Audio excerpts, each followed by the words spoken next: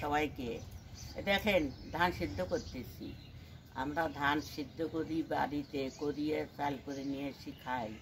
এখন চালের মধ্যে বহু ভেজাল, প্লাস্টিকের চাল বের হয়েছে।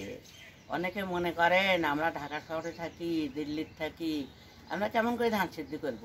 আরে প্রত্যেকের তো গ্রামের বাড়ি আছে, জন্ম তো গ্রামে। গ্রামের লোকজনের সঙ্গে পরিচয় আছে, তাদেরকে কিছু গরিব মানুষকে কিছু অর্থ দিলে তারা সাহায্য করবে, ধান সিদ্ধ করিয়ে চাল করে নিয়ে যাবেন, নিয়ে দেখে ভালো থাকবেন। সবাই মিলে ভালো না থাকলে দেশটা কি করে চলবে। সবাইকে জয়গুরু। সবাই আমাদের মতো কর্ম করি খান। কর্ম করলে শরীর ভালো থাকে, সুস্থ থাকে মানুষ।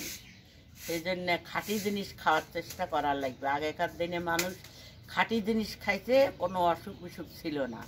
এখন তো সবাই অলস হয়ে গেছে। অলসতা ত্যাগ করেন।